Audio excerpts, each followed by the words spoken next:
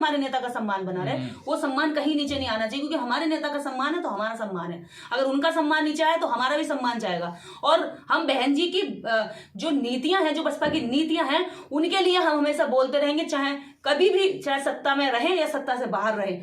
लेकिन ये ना सोचे विपक्षी दल कि हम बहन जी के खिलाफ एक भी शब्द सुन लेंगे। बहन जी हमारा सम्मान है, गौरव है। चलिए ठीक। आज में रामगोपाल यादव से पत्रकार ने सवाल पूछा कि बहन जी गठबंधन में आना चाहती हैं और उसके लिए उन्होंने शर्त रखी है, तो उन्होंने पूरा सवाल ना सुना और उनसे कहा अरे छोड़िए मायावती को, एक बड़े अलग बुरे अंदाज में कहा। तो उस पर आपका क्या कहना है? देखिए, रामगोपाल यादव जी का ये व्यवहार एकदम गलत है। बहन कुमारी मायावती जी इस देश के अंदर तीसरे नंबर की पार्टी की मुखिया हैं, जो राष्ट्रीय स्तर की पार्टी है, जिसका पूरे देश के अंदर वोटर है। और बहन कुमारी मायावती जी उत्तर प्रदेश के अंदर मुख्यमंत्री रही है और रामगोपाल यादव जी मात्र सांसद रहे हैं। तो ऐसी स्थिति में जैसे रामगोपाल यादव जी सांसद है, ऐसे सांसद बहन कुमारी मायावती जी के पार्टी में अनेकों रहे हैं। तो इस तरह से इतनी बड़ी नेता के बारे में इस तरह का बयान देना अच्छी बात नहीं है। ये तो वही बात होगी जैसे अखिलेश यादव जी के लिए वहां पर कमलनाथ जी ने उनके लिए कहा कि क्या अखिलेश वखिलेश छोड़िए, यानी कि तुम्हारी जैसे बेइज्जती होती है तुम वैसे ही और नेताओं की बेइज्जती करोगे।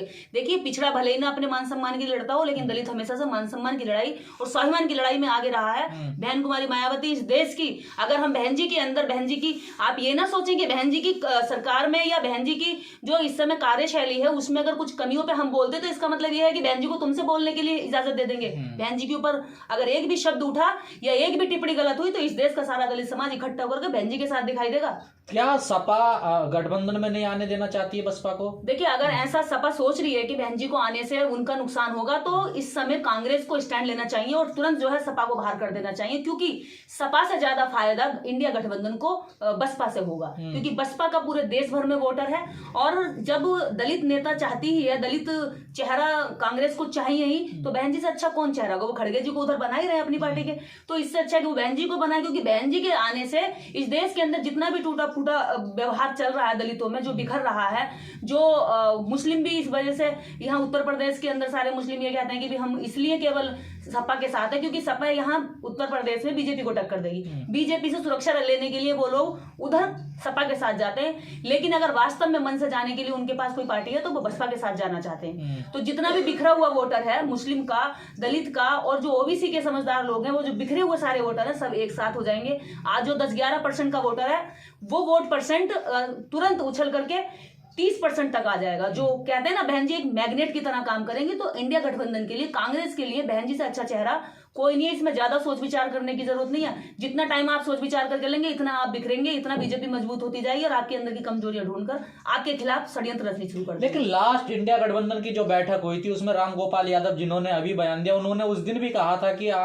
कांग्रेस क्लियर करे कि सपा को, बसपा को लाना चाहती है इंडिया गठबंधन, क्योंकि बसपा पे चर्चा हुई, हर कोई चाहता बसपा इंडिया गठबंधन में आए, लेकिन सपा नहीं चाहती ना। देखिए, सपा को मनुवादी जो सोच है ये छोड़ देनी चाहिए। अगर बहुजन का मतलब है तो बहुजन में ओबीसी भी आता है, एससी भी आता है। बहुजन का मतलब बहुसंख्यक, वो संख्या आबादी जो 15% से सताई गई है। तो ये भी सताए हुए हैं, ये भी लुटे पिटे लोग हैं, दलित भी लुटे पिटे लोग हैं, तो इनको इकट्ठे होना चाहिए। जबकि ओबीसी को सबसे पहल करनी चाहिए। इतना वो उसका दलन नहीं हुआ जितना दलन और पीसा गया है दलित को, लेकिन फिर भी उसके अंदर इतनी क्षमता है, वो उतना बौद्धिक स्तर पर सोच सकता है कि कम से कम अगर इन्होंने हमें गांव देहातों में आज भी शोषण करते हैं, इसके बावजूद भी हम लोग इनकी लड़ाई लड़ते हैं। क्यों? क्योंकि हमें लगता है जब तक हम बहुसंख्यक लोग एकजुटता में नहीं आएंगे, भाईचारा नहीं बढ़ेगा, तब तक हम अपने दुश्मन को शनाख्त नहीं दे सकते। तो अब उसको शिकस्त देने के लिए इस देश के अंदर बहुसंख्यक को एकजुट होना पड़ेगा। जो बात माननीय कांशीराम साहब ने कही थी कि हम बहुसंख्यक हैं और हम 85% है, हमें एकजुट होना चाहिए, तो उस फॉर्मूले के खिलाफ जाकर के रामगोपाल यादव जी लगातार जो बयान दे रहे हैं, इससे पता चलता है कि ये अपनी पार्टी के अंदर दलितों की कितनी इज्जत करते होंगे, ये कितना उन लोगों को सम्मान देते होंगे। अगर वो उनके पास भी बैठते होंगे तो उन मनुवादी ब्राह्मणों से ज्यादा तो इनके अंदर मनुवाद भरा हुआ है।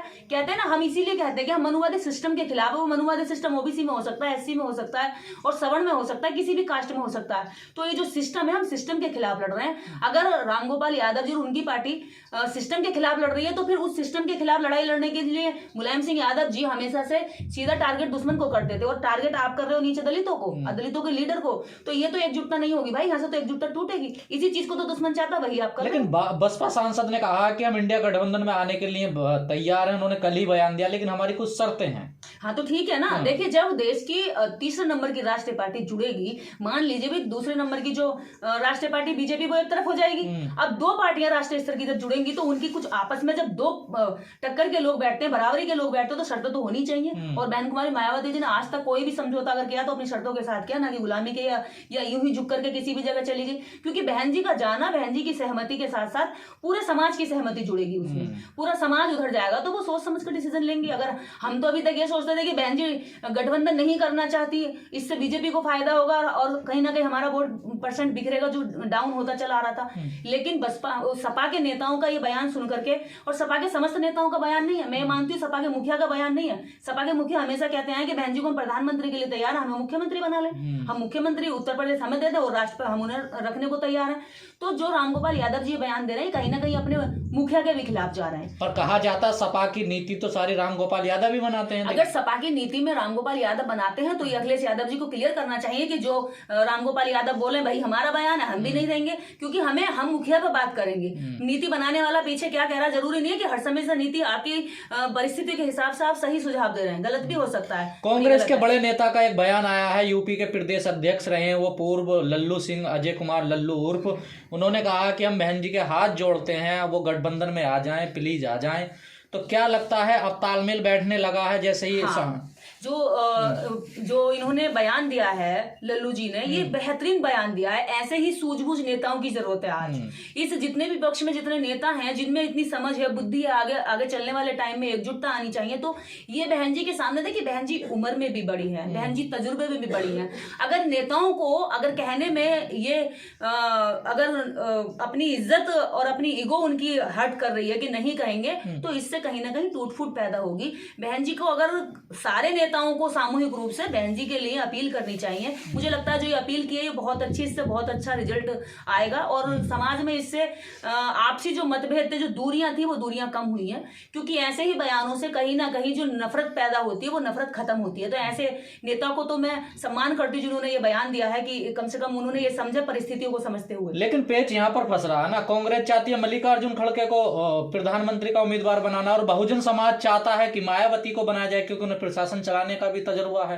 देखिए ना तो खड़गे जी को हम गलत कह सकते हैं, क्योंकि खड़गे जी, उन्हें लगता है कि खड़गे जी उनकी पार्टी के वफादार कार्यकर्ता हैं और वो ये चाहेंगे कि हमारा वफादार कार्यकर्ता ही प्रधानमंत्री बने, ताकि कल को हमारी नीतियां में वो हस्तक्षेप न करें, वो हमें ज्यादा चैलेंजेस फेस न करने पड़े, जो हम चाहें वो चलता रहे।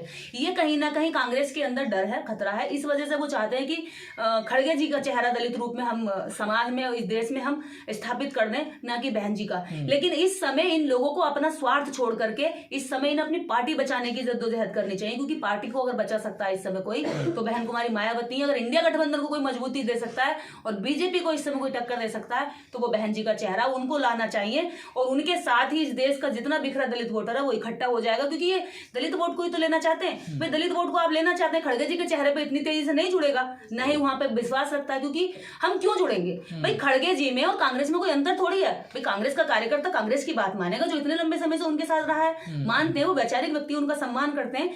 लेकिन हम अगर इस देश का दलित अपने किसी एक नेता पर विश्वास करता है, तो जिस नेता पर वो विश्वास करता है, और ऐसा भी नहीं ब्लाइंड फेथ करता है, यहाँ पर जो अभी भी 11% वोट है ना, वो ब्लाइंड फेथर है।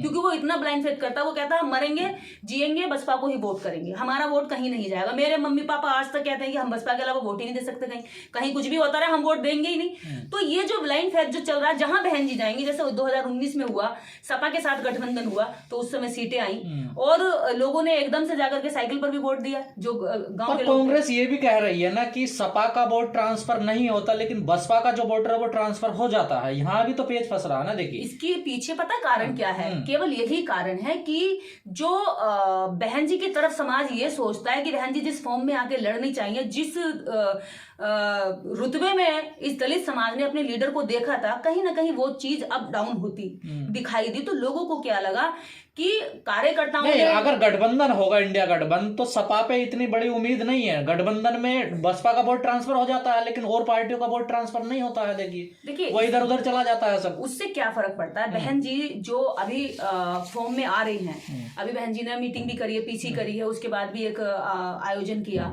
तो इसके बाद में जैसे ही लोगों को लगा कि बहन जी अब एक्टिव हो रही है तो बसपा का वोटर अभी कहीं नहीं गया। जो अभी तो थोड़े बहुत नाराज है ना, वो सारे इकट्ठे हो जाएंगे अगर बहन जी गठबंधन में आती है तो। हमेशा बहन जी को कहा जाता है बीजेपी की बी टीम है, लेकिन बहन जी ने हमेशा जो समर्थन दिया वो कांग्रेस को दिया, चाहे राज्य में हो या केंद्र में। देखिए ये आरोप तो कोई किसी पर भी लगा सकता है, इन आरोपों से कुछ सिद्ध नहीं होता है, क्योंकि जब हम बड़े लेवल के नेता बनते हैं तो जितने बड़े लेवल के हम बनते जाते हैं इतने बड़े लेवल के हमारे विरोध और इतनी तरह की हमारी, ऐसे तो हर नेता पे एक दूसरे ये आरोप लगाने वाले भी बीजेपी की तरफ से चलता है ताकि उनके नेता बदनाम हो जाएं। क्योंकि क्या होता है ना कि हम लोग ज्यादा सोचते परखते नहीं है। हमारे लोगों में क्या है, बीजेपी ने जो शगुफा छोड़ दिया वही शगुफा यहाँ से चलने लगता है। अगर बहन जी नहीं जाती है गठबंधन में तो कहीं ना कहीं बीजेपी का फायदा होगा, और इस बात को सोचते हुए भी लोगों ने इस चीज का कयास लगाया। लेकिन बहन जी को गठबंधन में आना चाहिए। इस समय हम भी हाथ जोड़ कर बहन जी से विनती करते हैं कि गठबंधन में आए, अपनी शर्तों पर आए। हम चाहते